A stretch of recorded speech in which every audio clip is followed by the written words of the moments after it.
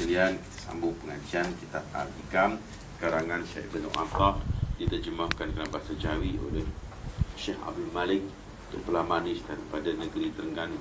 Bismillahirrahmanirrahim. Qala al-musannif rahimahullahu ta'ala wa nafa'ana bi'alimihi bi barakatihi la yamin qala 1, 3, 4 ke? Betul kat mana? Maka hendaklah engkau kerjakan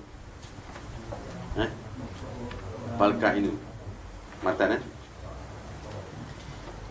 falka'inu ambil atas sikit. Maka hendaklah engkau kerjakan atas membersih hatimu dan sampailah ke engkau kepada tahqiq ilmu dan faham. Ilmu kok mana pun akan tidak menjadi benar apabila hati kita tidak bersih. Belajarlah ilmu betul macam mana pun, dia tidak akan menjadi apa-apa efek kepada kita. Sebab nak duduk ilmu yang benar tadi di tempat yang benar. Misal kata kita makan makanan yang sedap tapi menggunakan bekas yang busuk, maka makanan tadi jadi rosak. Maka sebab tu ilmu dan faham nak duduk di hati yang bersih. Saudara pergi belajarlah ilmu yang mana macam benar sekalipun, dia tidak beri faedah kepada kita kalau hati yang kita nak tadah ilmu tu tidak bersih. Maka sebab itulah dalam kes kita ni, kita tukar ataupun kita melakukan pembersihan hati dulu, barulah ibadat kita berlaku. Macam kita nak semayang lah, ambil wuduk dulu ke semayang dulu? Ya wuduk dulu. Ni pun sama lah, pekoh dulu baru tasawuf. Sampai bila nak habis pekoh? Khemah dunia buat semula, lepas tu khemah tak habis pekoh, tak habis. Macam itulah juga. Jadi apa hal pun, sedikit mana pekoh yang kita nak belajar pun, hati mesti bersih. Itu formula kita. Dan itulah yang dikatakan Allah Subhanahu wa ta'ala untuk mendapatkan ilmu dan hak. Okey. Fal kainu. Adapun kain ni kaunu kita lah. Ya, kita ni kain lah. Fal kainu fil kauni walam tuftahu lahu miyadil ghuyub masjuna bimuhitatihi wa mahsurun fi haikalis sadihi.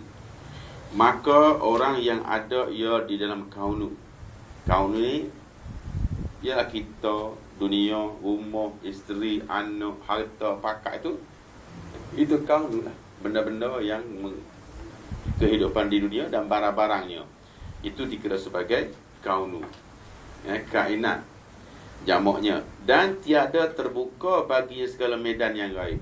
Kita tidak akan dapat melepasi ataupun mendapat ilmu-ilmu hidayah, kefahaman yang datang dari langit dan sebagainya, yang luas, yang gaib, macam kefahaman Islam, hal-hal alam malakut, malaikat, keyakinan iman, syurga dan sebagainya, yang luas pandang, yang takluk pada zat yang batin, iaitu dia perlukan kepada penggunaan kalbu yang bersih tadi.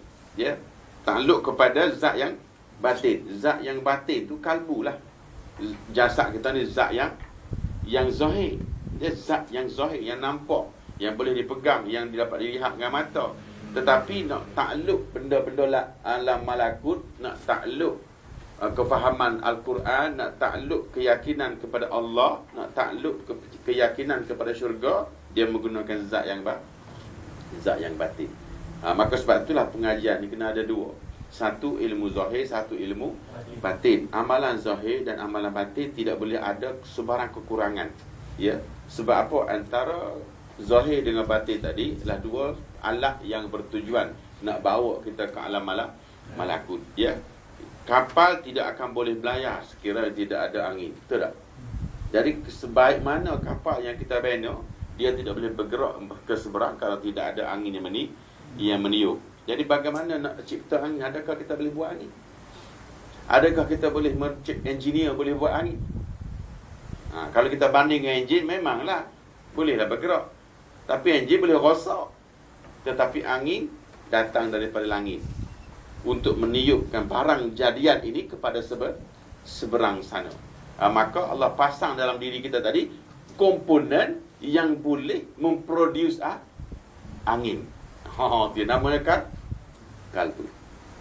Kalbu tadi dia boleh mengundang hidayah, boleh mengundang taufik, boleh mengundang pertolongan Allah Subhanahu wa ta'ala. Apabila dia sudah perfect, sudah jadi teguh dan sudah comel, maka dia berfungsi. Maka apabila dia berfungsi, maka dia boleh mengundang kawan-kawan dia yang lain, seperti kekuatan Allah, pertolongan Allah, keyakinan diri. Sebab bawa kapal kita ke seberang. Siapa faham ada rezeki, siapa tak faham dia makan nasi goreng nanti.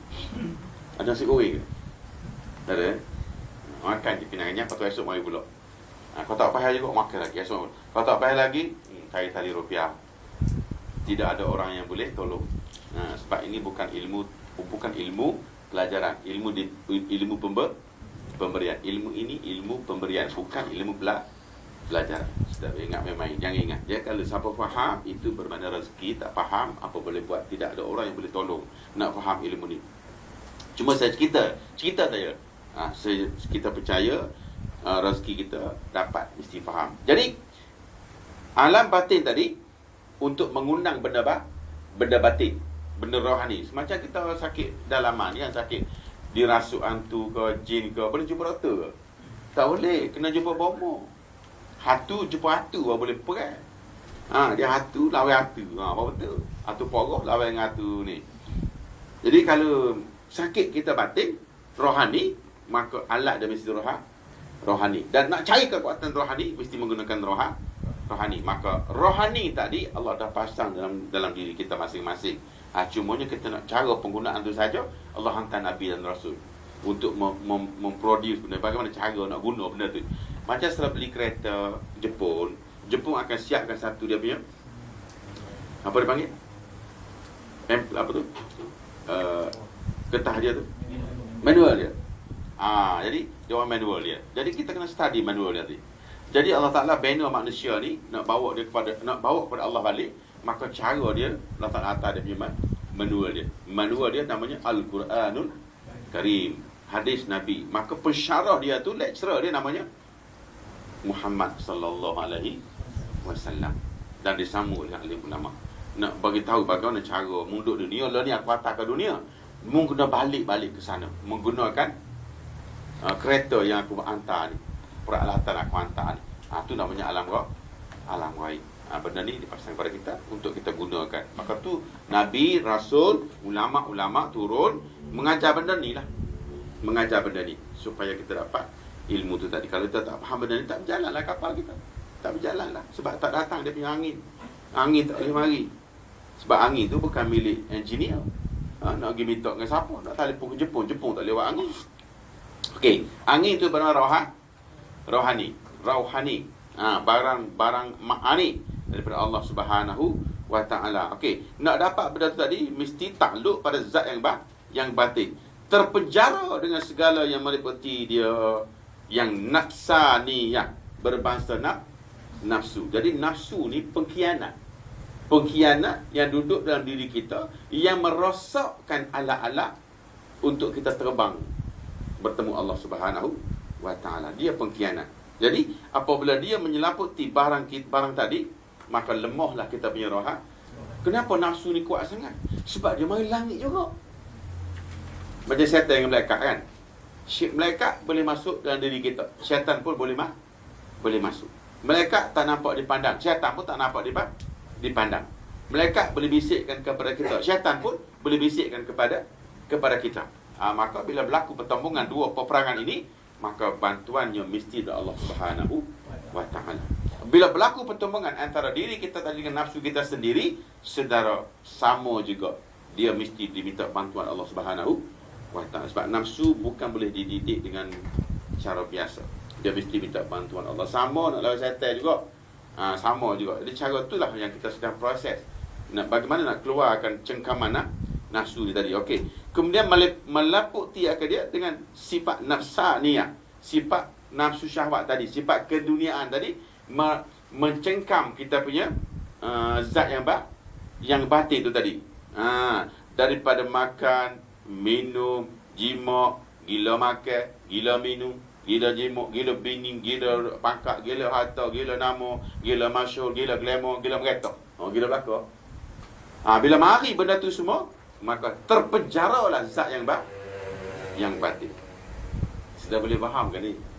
Boleh ya? Nabi-nabi dan Rasul, para sahabat, mereka sudah bebas daripada yang benda-benda ni semua. Cengkaman dunia, ujian, balapetaka, dia sudah bebas.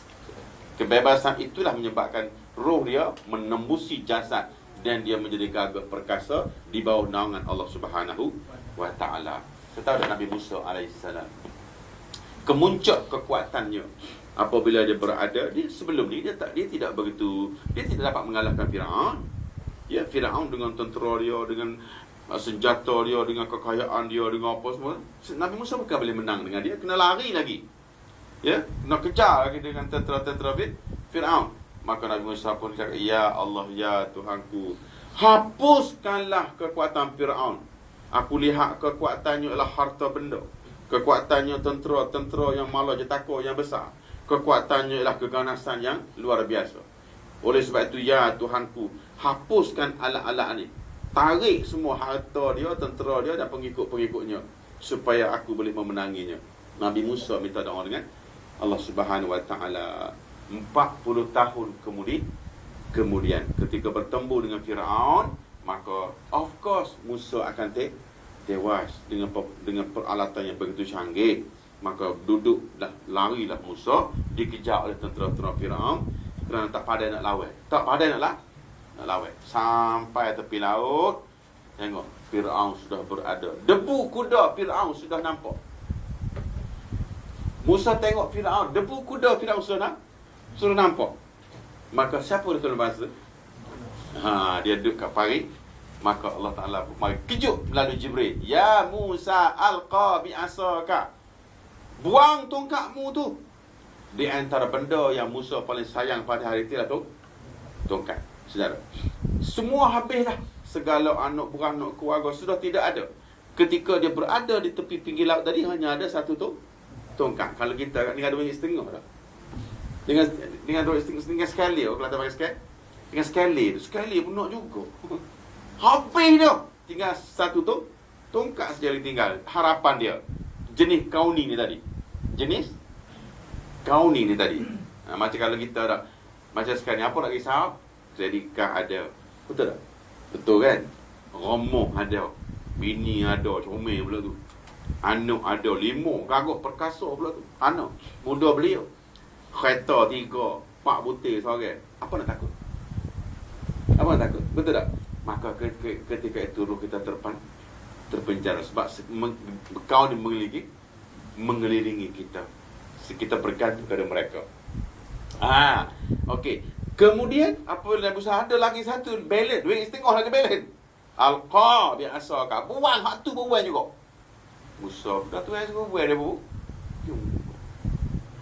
Padri bi'asaka al-hal, maka terbelahlah laut. Maka Musa tengok laut terbentang luas, sudah menjadi dasar. Maka dia pun turun dengan kuda dia. Laut bila dia terbelah, bila dia terbuka, bawah dia tak ada dasar. Bukan macam jalan buraya. Jalan ke bawah sana, perahu sapa. Bila perahu sapa, dia tengok Musa kecil-kecil kat bawah. Dia kejar. Tak kejar, takut. Firaun pun takut mati. Tetapi pada hari itu kata ulama, kuda Nabi Musa, kuda betina, kuda Firaun, kuda jantan. Jadi bila tengok kuda Nabi Musa menyeberang, saudara, binatang ke kuda ke lembu ke, bila menjerit air dia buat apa? Dia angkat ekor kan? Dia angkat ekor dia. Bila angkat ekor nampak apa agak-agak? Dia cerita.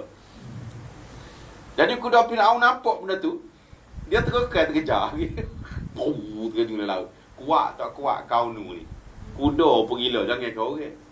Kuda. Jadi bila tengok kuda Firaun terjun hak lain pun ikut belau semua tu. Bekerja aku dah laut pula. Maka sampai sepau jalan, Allah perintah ke laut bercantum semula. Bila Musa sampai ke darat, di tengah-tengah itulah Firaun dihapuskan. Dan bila sampai seberang sana, wahai kawan-kawan, Firaun sudah kalah. Ya kau Musa, hei Firaun, dia tak lemah lagi. Maka Allah Ta'ala pun nak membuktikan memang benar-benar Firaun ni kalah, timbulkan dia di atas permukaan air dengan pakaiannya sekali. Maka barulah percaya Firaun sudah tewas. Maka pada saat hari Nabi berpuasa, sahabat tanya, Ya Rasulullah, mu puasa buka apa hari ni? Wahai sahabat-sahabat aku, mu tahu dah. Hari inilah hari Firaun kalah, Musa menang. Hari kemenangan Musa, mu kena puasa. Maka hari itu nama dia hari 10 Muharram. Sama juga Nabi Nuh punya banjir, suruh 10 Muharram. Maka sebab tu pada hari itu sunat berpuasa. Kita tahu apa ni? Kita nak puasa Ramadan, lepas tu kau mati. Nak ngabih ke bulan Ramadan begini, tak pukul jam. Pukul apa bang? Yang pukul apa dah yang? Pukul 4.30 bang. Tu nyanyi aku. Ingin jeling kat air tebu. Kalau kita ni nak puasa sunat, nak puasa sunat. Sorry, mana je kita lah. Lemahnya kita. Baik. Saudara, nak cerita keputusan kita ialah ketika itu Musa sudah berada di 100% membuang semua daripada kau.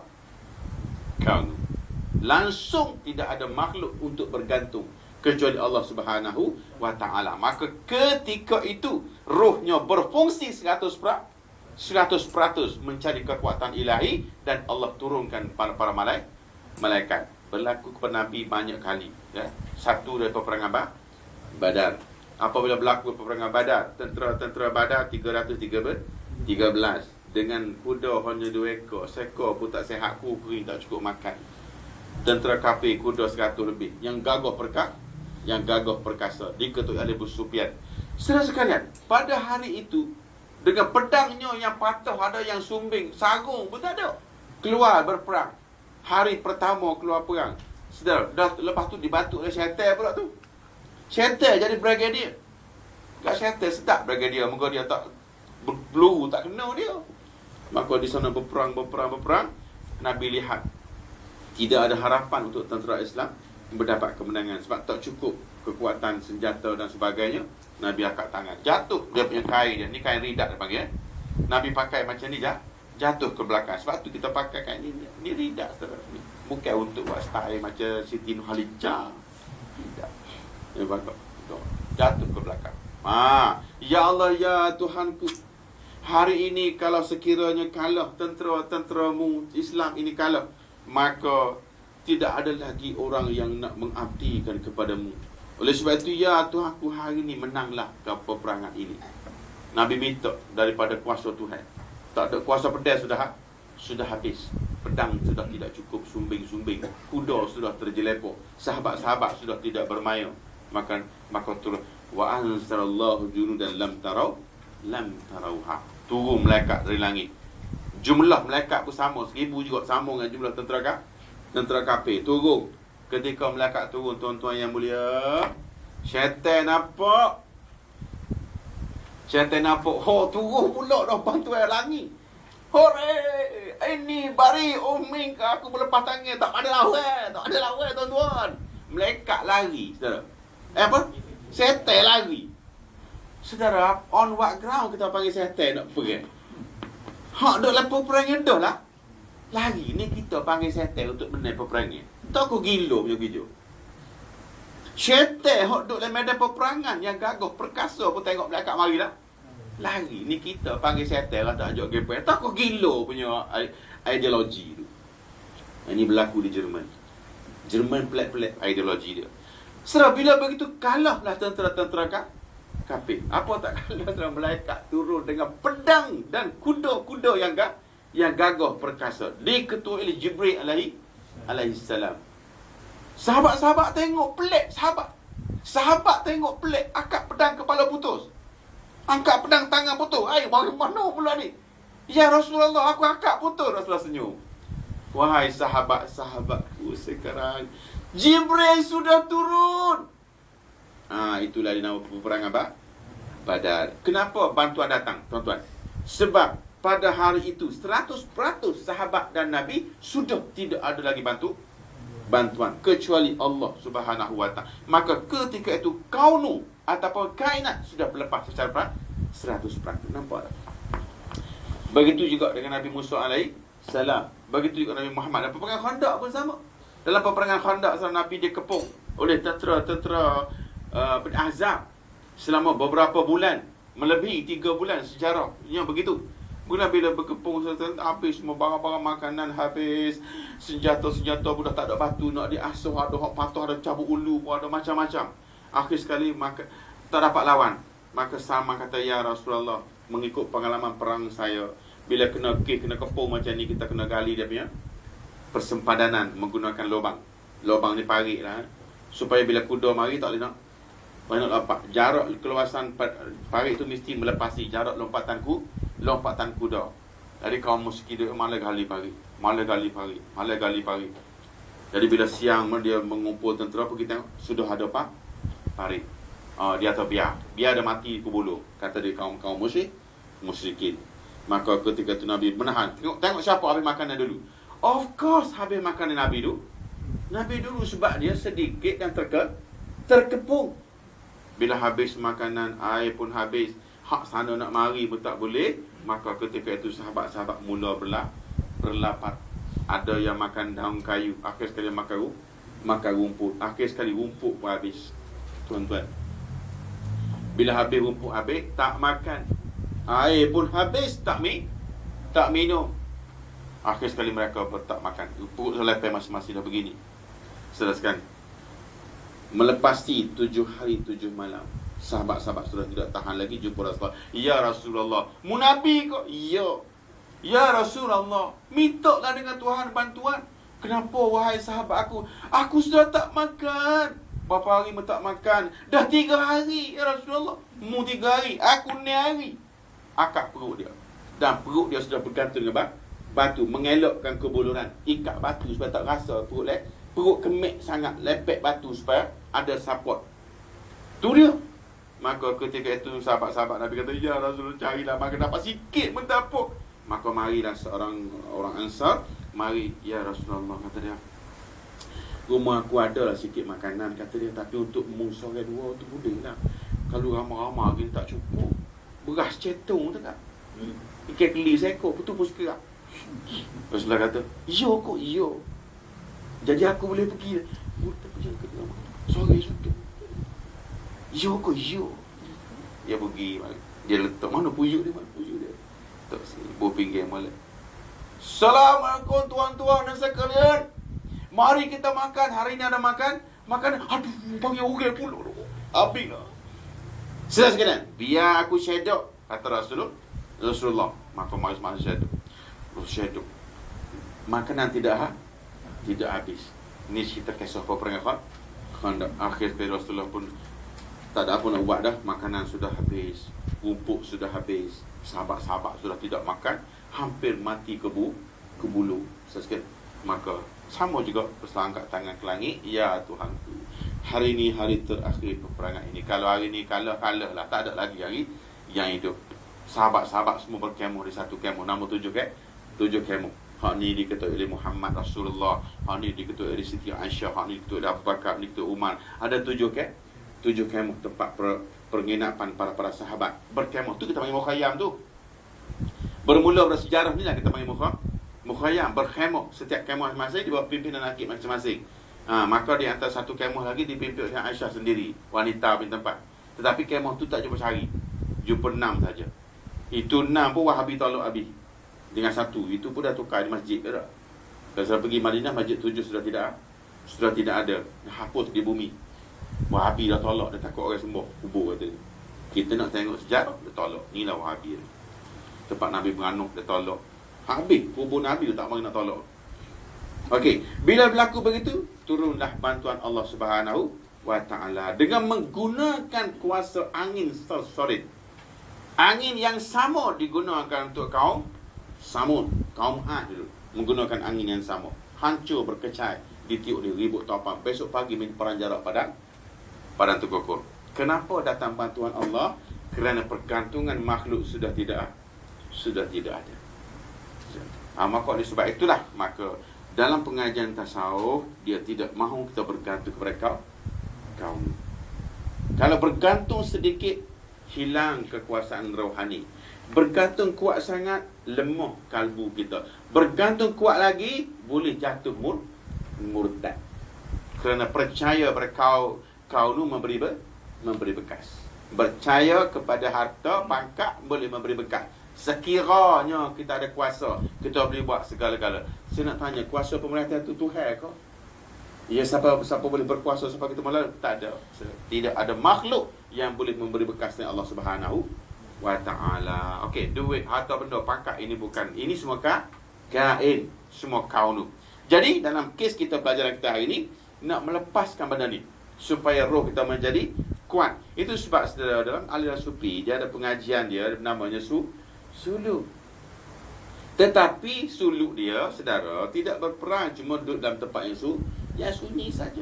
Nabi bawa pergi berperang, turun dari rumah, tinggal segala-gala. Turun jejak kaki kanan saja, tinggal anak, tinggal isteri, tinggal harta benda, tinggal kampung halaman, dan yang berdepan ialah dengan mati. Kita turun tangga sipai peti ke bini seribu ada peti lah, 1000 pakai di kaksa. Lepas tu handphone lagi tipe ni, telefon abang ya, nanti ada apa-apa tak telefon turun. Lepas tu sampai separuh jalan siap lagi, tengah-tengah perang tanya tu, dah mati belum yang baru dalam perjalanan mati. Training 2 hari, kita tak boleh. Bagaimana nak dapat kekuatan rohani? Itu sebab dalam undang-undang etikaf tidak boleh balik ke rumah. Cita-cita nak balik pun tak boleh, batal etikaf. Etikaf tu latihan paling minimum. Turun pergi masjid saja. Nawai tu etikaf pias beli lah hitam. Bila niat etikaf saja tak boleh balik, haram. Kena batal etikaf tu baru boleh balik. Niat keluar dari etikaf. Macam semayang juga, tengah-tengah semayang keluar tak boleh. Niat keluar semayang. Sebab apa? Kita sedang berada dengan Allah Subhanahu wa ta'ala. Itu dari segi hukum syarak lah. Ini latihan saja boleh balik. Jadi itulah dia yang dibawa oleh ahli sufi. Setengah saudara sekalian dia masuk 40 hari 40 malam. Pagi roti sekeping untuk sahur, malam roti sekeping untuk berbuka. Pagi roti sekeping untuk bersahur, malam roti sekeping untuk berbuka. Apa kerja buat benda tu tadi? Supaya terlepas belakang kau belajar saja. Rumah banyak lagi ada. Belajar saja. Bukan realiti. Nabi Ibrahim AS, saudara, dia mukhayyam kat mana, saudara? Haji sebut Nabi Ibrahim mukhayyam kat mana? Dalam api. Ketika berada di udara, Nabi kata apa? Tak apa. Aku ada Allah. Mu Jibril mu duduk tepi.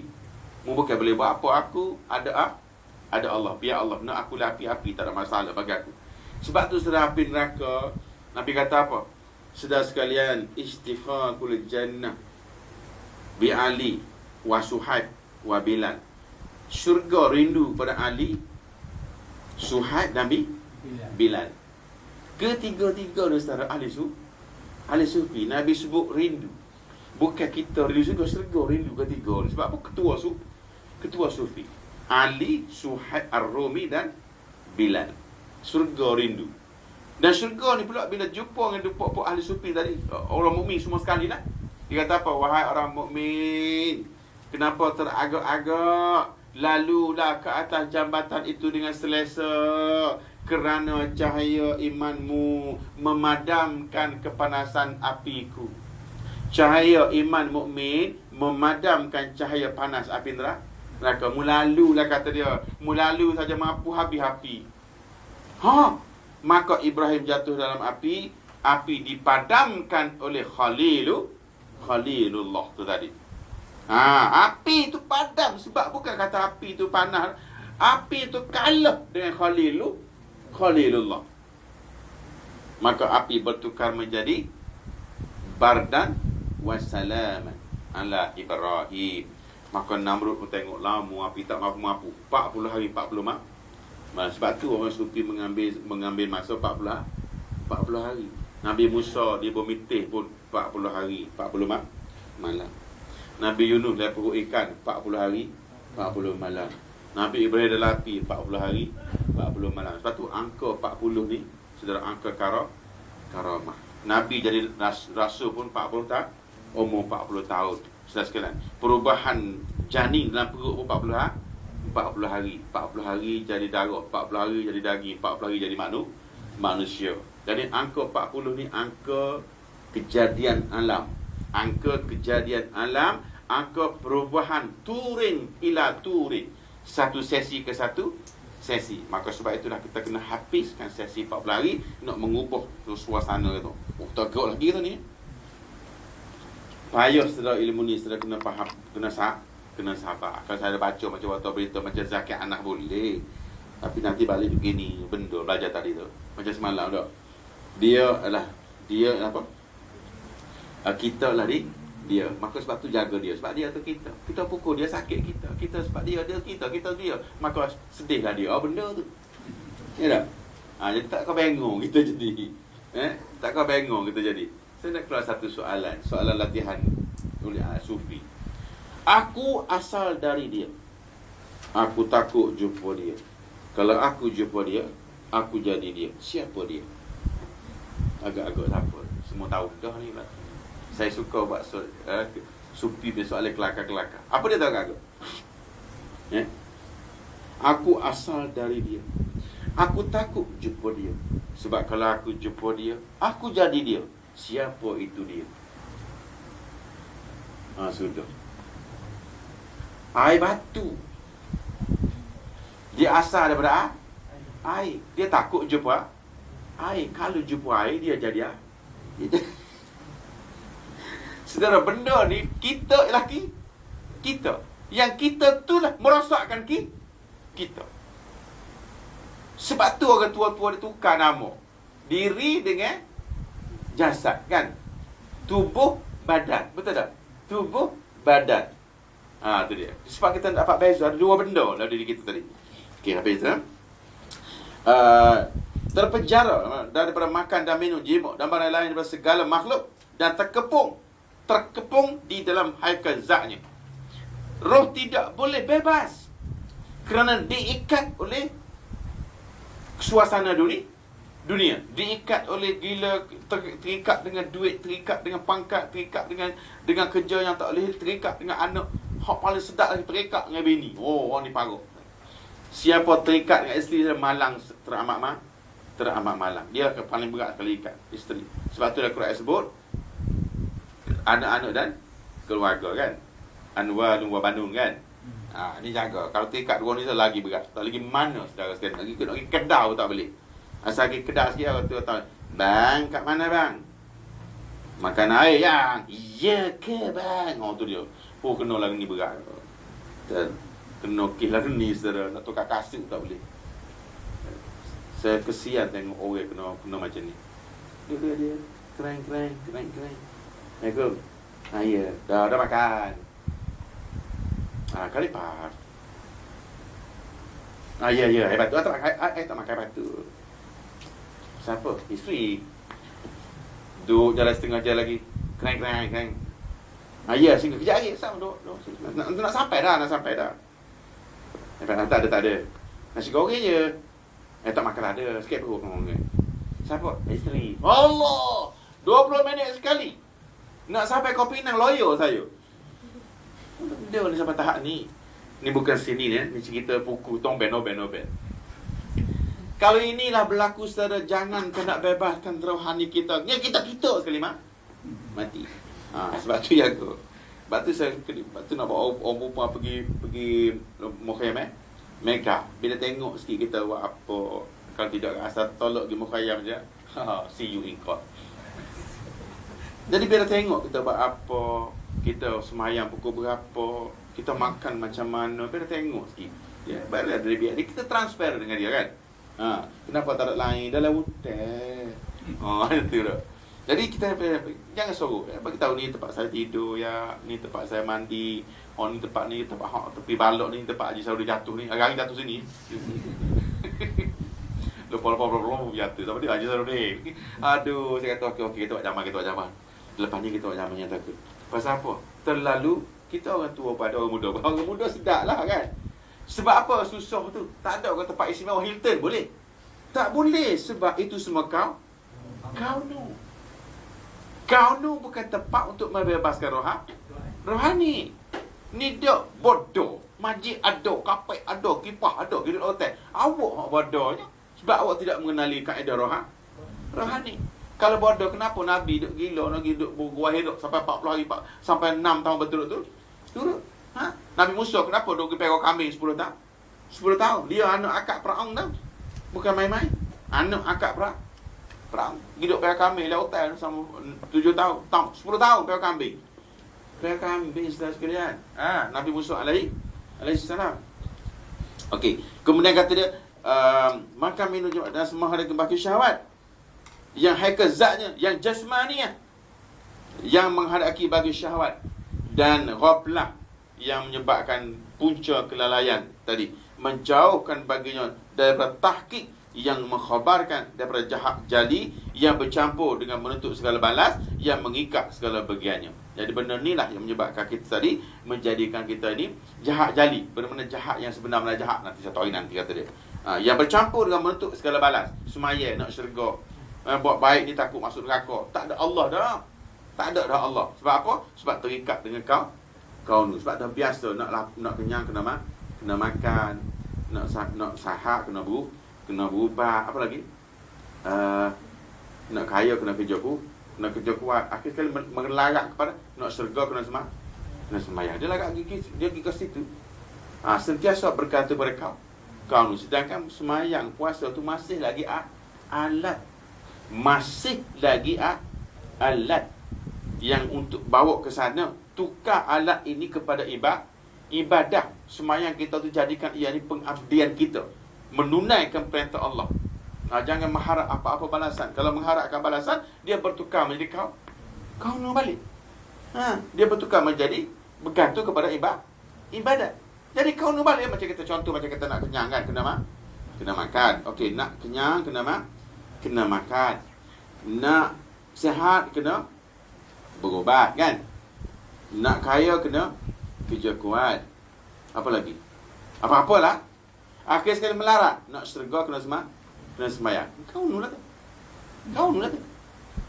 Jadi kita nak ubah supaya tak ada kau nu tak ada. Sebab tu bila kita sembahyang, Allahu akbar, saja aku sembahyang fardu maghrib kerana Allah. Tukar nak tahu. Tukar niat kita. Allahu akbar, saja aku sembahyang fardu maghrib kerana syurga. Tak sembahyang kita. Batal. Sembahyang tu batal. Sebab apa? Kita tukar Allah dengan kaunu. Itulah kaunu. Maka pelajaran kita nak membuang kaunu tadi bukan senang. Sebab kalau saudara boleh buang kaunu tadi, saudara akan bertukar menjadi muqarrabin. Saya nak tulis berkenaan dengan jarak perpisahan. Ya. Okey, tadi kita panggil dia mulki, alam mulki. Yang kedua alam jabarut. Yang ketiga alam malakut. Okey, alam tiga ni saya sekalian. Mulki ni ialah alam syahadah, alam asbah yang kita sekarang ni lah. Ataupun kadang-kadang kita panggil dia alam jasad. Okey, alam jabarut ialah alam yang Allah hantar spesies dari langit duduk dalam diri kita. Di antaranya lah kalbu. Di antaranya lah nafsu tu sendiri pun jabarut. Masih lagi alat. Tapi alat yang boleh jangan salah gunakan. Di antaranya akal. Dengan benda-benda ni tadi kita akan mengundang benda-benda yang berbentuk ikhlas. Lepas tu redha. Lepas tu syukur dan sebagainya. Jadi nak mengundang benda ni mesti menggunakan hak ni bersih, hak ni terang, ada cahaya dan sebagainya, dan diberi oleh Allah melalui langit sana bernama taufik dan hidayah. Taufik dan hidayah. Dan taufik, hidayah, iman dan takwa ini adalah merupakan peralatan dari langit. Dan alat itu akan masuk di dalam diri kita bernama kalbu. Untuk kita gunakan. Bila dia berfungsi, maka lahirlah kita alat-alat tadi menjadi bercahaya. Kalau kita solat kita menjadi ikhlas. Kalau kita kena kesusahan, kita akan redha. Kalau kita bertemu dengan benda-benda yang bisa katakan kesenangan, kemewahan, kita akan jadi syukur. Dan benda-benda ni tadi akan membawa kita ke alam malakut. Maka sebab tu benda ni nama dia jabarut. Okey, saya sapu buat perumpamaan pula. Walaupun tidak tepat, saya nak sapu buat perumpamaan. Okey, sekarang hal ni saya kekalkan, saya tak sapu supaya saudara boleh nak imagine. Kita berada di sebelah sini. Namanya dunia. Okey, kita berada di tebing dunia sekarang. Okey. Ni dunia. Okey, inilah lautan. Okey, ini nak pergi ke akhirat. Nak bertemu dengan perbicaraan lah, nak cari nak tengok Allah lah, nak tengok Rasulullah, macam-macam lah kan. Alam malaku. Ni kat sini alam dunia lagi satu selepas ini. Baik. Dalam perjalanan ini kita mesti menggunakan pelayaran kita bernama Jabarut. Okey. Yang Jabarut ni saya umpamakan sebagai sebiji kapal. Sebiji kapal. Okey, kapal ini kita bina. Kapal ini adalah merupakan Jabarut. Jadi kita siapkan kapal kita ini dengan tempat kabin. Tempat duduk mes, tempat kita rehat, ada tempat dapur dia, ada dia punya minyak yang cukup, semua cukup. Kalau enjin lah, tapi ni saya nak bandingkan dengan yang angin. Dengan pula yang cukup, dan kita dengan layar yang cantik. Tu dia, dabah layar lagi. Aku tak kuat. Okey, sekarang yang menggerakkan kapal kita ni apa dia? Angin kan? Okey, angin daripada mana? Daripada langit. Maka untuk mengundang angin datang ini mesti dengan zat batin yang bersih. Itulah namanya tasawuf. Tasawuf. Yang kapal ini, peralatan kapal ini namanya fiqh. Siapkan dengan chassisnya yang kuat. Jangan masuk air. Tempat tinggalnya ada, dapurnya ada. Tetapi kalau tak ada angin, boleh bergerak tak?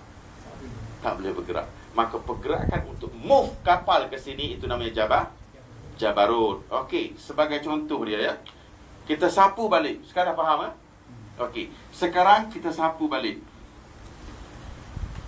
Okey, ada kapal yang cantik, kabin yang sudah siap, dia punya makanan yang cukup. Semua cukup lah, semua cukup segala-gala lah. Dan layar pun cantik. Tetapi persoalan dia sekarang angin tidak ada. Saya nak tanya, kapan sampai ke sini tak? Inilah dia orang yang zat batinnya tidak bersih. Maka kalbu yang tadi tidak bersih. Maka orang ini tidak ke mana-mana. Itulah namanya ahli fiqh. Itulah tasawuf. Ini tidak bila kata tasawuf tu ilmu apa? Akhlak. Gagah bunyi akhlak.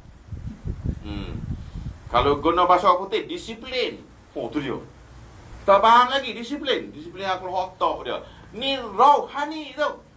Rauhani dari langit. Pelajaran yang memakan masa berpuluh-puluh tahun. Nak dapatnya bukan senang. Orang tua kata, kalau tak dipecahkan ruyuhnya, masa akan dapat sagunya. Payah nak dapat dia. Nak dapat tu payah. Nak dapat dia tu payah sekarang. Ni muka surat apa ni? 1 ke 4. Boleh faham lagi Boleh faham, okey. Tak boleh faham, duduk diam-diam. Makan nasi goreng, jangan takut. Kalau faham, rezeki. Okey, kata dia, ini boleh faham Itulah Jabarut. Jabarut bermakna benda yang membawa kita tadi ke seberang. Maka oleh sebab itu Basyariah. Okey, pelajaran kita Basyariah. Saya sapu perumpamaan gambar. Saya nak bagi tahu perumpamaan daripada kitab. Dia panggil Basyariah. Okey. Sekarang ini laut. Kembali balik. Ini dia punya dunia. Ini akhirat ni alam malakut lah. Alam malakut. Untuk bertemu Allah besok kena mari sini tau. Sini tak boleh. Nak jumpa Allah kena mari sini. Nak masuk syurga pun kena mari sini. Nak jumpa Nabi pun kena mari sini. Dah nak jumpa sini. Ada orang jumpa Nabi kat Kaabah. Boleh ke? Ada orang jumpa Nabi dalam Kaabah. Mana gaya? Nabi duduk sini. Akhirat besok. Okey. Kemudian kita tadi Basyariah. Ni dia sifat kemanusiaan Basyariah. Sebab apa digelar Basyariah? Sebab dia ada satu komponen kasar bernama Fiqh satu komponen halus bernama tasawuf. Fiqh ni peralatan kasar. Peralatan kasar dia, ya. Macam kita kata syahwat. Okey, syahwat kan? Syahwat. Okey, saya nak tanya, binatang syahwat tak? Ada. Makan, binatang makan tak? Makan. Kau minum, binatang minum tak? Minum. Sakit, binatang sakit tak? Sakit. Okey, sama tak ke binatang? Sama. Inilah fiqh. Kalau tidak bergerak ke tasawuf. Okey, tasawuf. Okey, bawa ke tasawuf pula. Redha, binatang ada erti redha ke? Tak ada. Oh, binatang redha, kena berdiri steady je. Kuat binatang, makam redha. Lepas tu syukur, binatang erti syukur ke?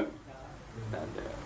Akhir sekali, taufik, hidayah, iman, sabar dan sebagainya. Maka inilah dia komponen-komponen yang ada pada basyariah. Tidak ada pada binatang. Tetapi kalau kita tidak ada benda ni, saya sekalian, okey, saya sapu sini. Kerah bedak, deki dendam, sama dengan binatang tak? Sama. Maka dia boleh bawa manusia jadi binatang, dia boleh bawa manusia melebihi malaikat. Basyariah dia boleh pergi dua. Boleh pergi ke binatang dan boleh pergi kepada malaikat. Kalau dia terlalu suci, melebihi malaikat. Kalau dia tidak dapat mengasah ilmu hidayah ni tadi, ilmu tasawuf ni, maka dia boleh pergi kepada melebihi binatang. Itu sebab sebelum ulaika kal an'am. Ini ada ilmu tasawuf. Inilah dia pelajaran kita, ya. Inilah dia pelajaran kita yang kedua, iaitu fiqh dan tasawuf. Sebab kita kena belajar dua-dua. Dunia kena belajar, jawahir kena belajar. Kalau kita tak belajar ilmu tasawuf, bermakna kita tidak ada kapal untuk bergerak ke akhirat. Sebab semayang tadi fiqh, ikhlasnya tu jabarut. Sedekah kita tu fiqh, ya. Ikhlas tu tadi jabarut. Kalau solat kita fiqh, khusyuk tu jabarut. Jadi jadikan benda tu yang membawa ke seberang.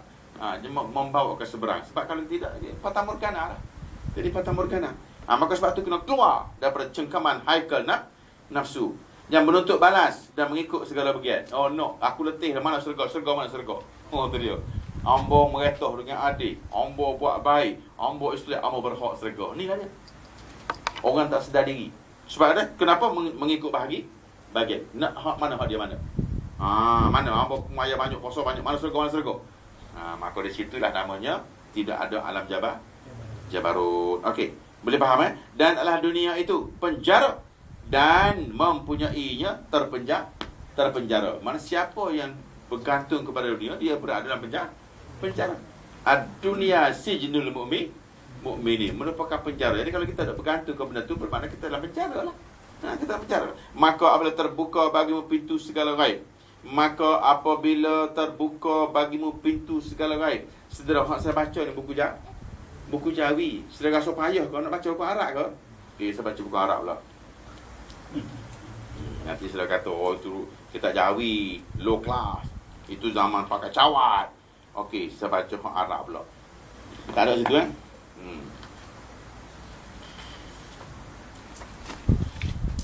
Kul tu. Aku nak cerita kau pun. Oh, kau berat jadi. Miadi dalam guyub. Dewan pusingan alam kau. Baik. Hiya ma adraktahu ruhui.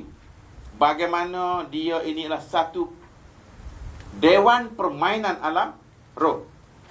Hina kharajat min daikil asbah. Apabila dia terkeluar daripada alam jasad ila alamil arwah, kepada alam arwah. Wa min fada'i syuhud, dan daripada wilayah nyata ila ma'rifatil mulkil ma'bud, kepada wilayah malakut yang tidak dapat dilihat oleh mata.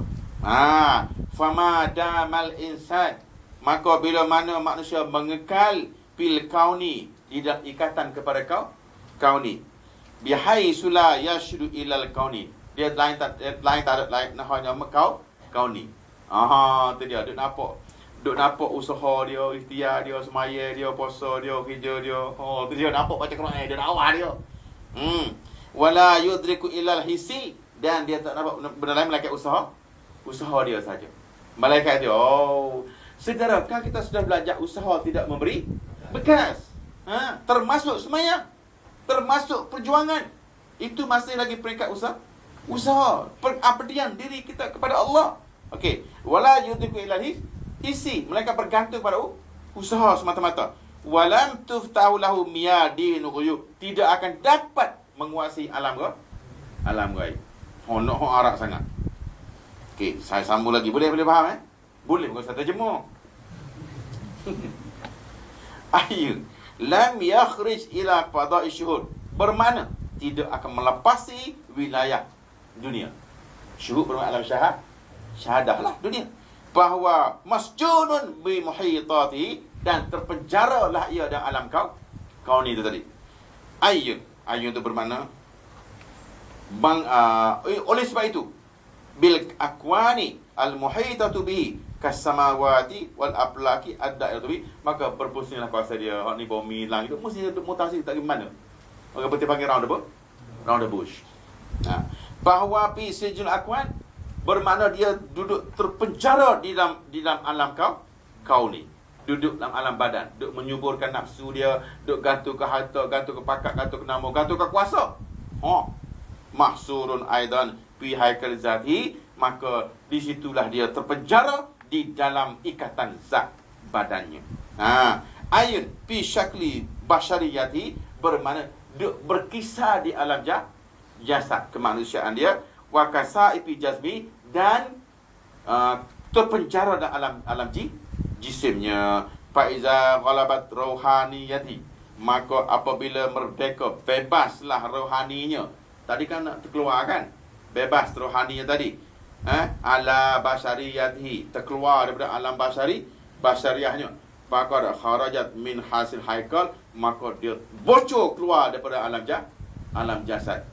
Wa iza nafazat basiratu ila fadail malakut, apabila dia melepasi alam haikal, terbukalah basirati ala fadail malakut, alam malakut. Ayu baharul jabarut, melalui lautan jabarut. Dia keluar daripada dunia, melepasi alam malakut melalui jabarut tadi. Jadi tasawuf ni boleh dikatakan tasawuf ni adalah jabarut lah, nak bawa amalan kita tadi. Semayang tidak boleh dibawa dengan rukun semayang, dia mesti dibawa dengan khusyuk. Khusyuk tu jabarut lah. Okey, faqara kharajat, maka sesungguhnya keluarlah ia min sijnul akwan, daripada penjara kau ila syuhudil mukawwin, kepada penyaksian penjadi yang maha esa. Pahi nak izin, maka pada ketika itu serupa dengan kitab Jawi. Kan serupa tu. Kalau orang kata kitab Jawi, ini zaman cawat. Okey, ada kitab Arab, no problem. Saudara, saya nak cerita ada satu orang lah, dia komen, wah ni kita lama kita bakar.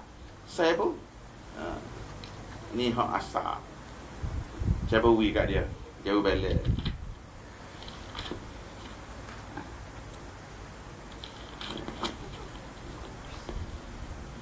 Saya kata, mana? Tak faham. Kau beli mana? Sebab saudara, kalau tak payah hak Jawi, bahasa kita sendiri pun tak payah. Hak Arab, orang buat kerana tak payah. Hak Jawi, bahasa kita, bahasa Mokdaro kita tak faham. Lepas tu nak baca hak ni. Okey, sama balik. Fahi nak izin, maka ketika itu tataharrara min raqil akwan, merdekalah ia daripada alam akwan, bocor. Wa tahzi bi na'imi syuhudi wal iyad, dan maka termiliklah ia dengan nikmat penyaksian alam ilmu yakin tadi. Ni dia cerita dia. Sama sekali boleh no arak sangat. Wa amma madama mahsuran fil haikal, adapun orang yang kekal di dalam penjara, terikat dengan ikatan jasad tadi, masjunan fil akwan, terpenjara di dalam alam kaun, fahuwa mahjubun anillah, bermakna dia terlindung daripada Allah. Saudara, pernah Nabi Musa AS pergi ke Bukit Tursina, Allah memanggil dia, iznada rabbahu, maka Musa kata, di manamu ya Allah, aku dengar suaramu, mana. Hak bawa ni pula pun satu hal pula, ya Musa, lan nu'mina laka hatta narallaha jahrah. Memang betul aku pun dengar dia, aku tahu mu dengar. Tetapi aku nak tengok Tuhan pula, nak tengok Tuhan. Ya Tuhanku, munculkan wajahmu sebab kaum-kaumku nak melihat wajahmu. Allah Ta'ala kata, ya Musa, mu tengok kat bukit, bukit hancur, mana pandai mu nak tengok. Maka bila Tuhan tengok kat bukit, Fasarra Musa sa'iqa, berkecai, maka Musa tersembang. Maka dosa orang Bani Israel yang minta nak tengok wajah Allah di dunia tu tadi, maka Allah suruh dia bertaubat. Sebab tu nak tengok Allah di akhirat. Baik. Cara taubat dia ke mana? Ya Tuhanku. Bagaimana cara nak bertaubat dia? Ya Tuhanku, aku nak semua sekali membunuh sama sendiri. Semua sekali aku nak mati belaka. Mu bunuh aku bunuh. Gila-gila bunuh. Bawa apa dosa? Ini dosa zaman dulu punya cara taubat. Zaman dulu cara taubat zaman Nabi Musa, kalau dosa mata, masa kata mata buat maksiat kan, dia balik rumah, dia tulis kat dinding tu ayat pelangi suruh sida cokeh putih mata. Tu dia. Umat Muhammad dosa mata, tak cokeh mata, dosa apa saja semua taubat. Umat Nabi Musa dosa kena bunuh diri. Cara taubat dia, maka ya Tuhanku, kalaulah semua mati, aku balik kampung nanti orang tanya mana dia. Tak aku orang tuduh aku pembunuh. Oh, kalau begitu ya Musa, biar mereka berperang sama sendiri. Dan kemudian bila kalau hak mana yang hidup, itulah kamu bawa balik pulang. Maka Tuhan turun satu asap menyelubungi, maka mereka berbunuh sama sendiri. Hak mati, hak luka, maka asap tu hilang, berhenti. Hak mana hidup tu balik semula ke Palestin. Maka tu berlaku di zaman Allah Musa alaihissalam. Nak tengok keasian kekuasaan Allah Subhanahu Wa Taala tadi. Kemudian kata dia, mahjub adalah walau kana aliman. Siapa yang tidak dapat keluar daripada penjara akaun tadi, fahuwa mahjubun anillah, dia tidak akan berada dengan kecintaan kepada Allah. Walau kana aliman, walaupun dia salah ulama yang masyhur. Sebab tu saya katakan pada selalu minggu lepas apabila kita kata ilmu ni wajib belajar walaupun dia ulama, walaupun dia tok guru besar atau kaum nombor 49 sekalipun, wajib belajar ilmu ni. Sebab apa? Ilmu ni Allah beri kepada siapa yang dia suka. Yu'til hikmata man yasha. Aman util hikmata faqad utiya khairan katsira. Ilmu ini Tuhan beri kepada siapa yang dia suka. Termasuk Uwais Al-Qarani, termasuk Nabi Haidir alaihi salam, termasuk siapa lagi? Suhaib Ar-Rumi, termasuk Bilal bin Rubah. Dapat benda ni. Walau kana aliman bil ulumi rasmiyah mutabahiran biha, makin berada dengan ilmu resam, ilmu tulisan, belajar hafal tesi ni dia tak panggil ilmu ya. Dia panggil mengalir di alam daratan. Izla yazidu taghalluli biha, malah makin banyak mempelajari ilmu fiqh yang biasa ni, illa hijaban anillah, makin jauh daripada Allah. Sebab tu dah makin pandai makin kafir, makin pandai makin jahat, makin pandai makin jahat, makin pandai natang kafir. Tu ke pandai tu. Orang jahil tak berani. Tak berani nak jatuh hukum macam tu. Halal. Lepas tu taubat. Orang tu orang halal. Orang jahil tak berani. Okey. Wa qala Syekh Abu Hasan, dan berkata Syekh Abu Hasan, Abul Hasan ada alif lam bermakna Hasan Al-Basri. Siapa Hasan Basri? Hasan Basri tuan-tuan sekalian, dia punya kealiman dia banyak 3 hari sebelah kuabatan rumah. Hasan Basri tuan-tuan sekalian, dia mengajar di kota Baghdad bersama ulama-ulama lain. Ketika tu Ali pergi satu negeri, satu rumah, kata masjid, Ali nak lihat siapa ulama-ulama untuk diberitahu lihat. Dia pergi semua tengok apa? Dia panggil semua sekali sahabat-sahabat dia, wahai orang-orang alim negeri Basra, aku hanya percaya kepada Hasan Basri, mendengar cakapnya dan ikut pengajiannya. Maka terkenallah dengan nama Hasan Al-Basri. Sampai sekarang semua ulama tasawuf refer pada Hasan Al-Basri. At-taghalghul fi ilmi zahir, siapa yang bertekulumus dalam bidang ilmu zahir, fiqh lah, ya, menghabiskan umur dengan ilmu fiqh, yadurru bi sahibihi, memberi mudarat kepada pemiliknya, fi ilmi khusus, dia tidak akan dapat menguasai ilmu tasawuf. Makin banyak dia pergi ilmu fiqh, makin jauh dia dengan ilmu tasawuf. Ni patut itu pelik sikit ya. Au ma hadza makna apa itu lebih kurang. Wa qala fiqut dil qulub. Sekian kita Arab. Saudara takut saudara kata sedap lah bahasa Jawi, muka kita tak faham tu kak. Bahasa Arab tu saudara faham semua. Okey, kemudian kata dia tadi, mana tadi?